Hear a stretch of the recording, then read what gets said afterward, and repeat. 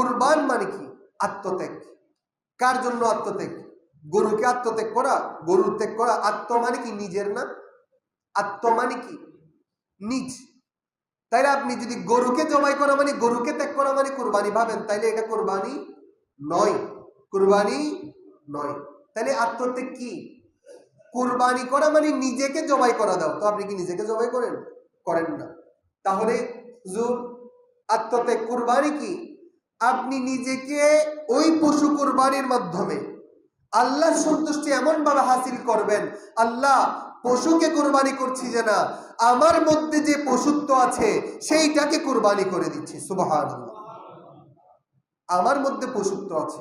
কি পশুত্ব? একটু আগে বললাম, আমি ছোট বাচ্চাকে আমার ঘরের মধ্যে সেফ রাখতে পারছি না, ধর্ষিত হচ্ছে আমার বোন, আমার মেয়ে, তাকে আমি সেফ রাখতে পারছি না। এটার একমাত্র কারণ আপনার পশুত্ব, আল্লাহর ভীতি আপনার মধ্যে নাই। আপনার আল্লাহর ভীতি যখন আসবে, গুনাহ করে ফেলেছেন আগে।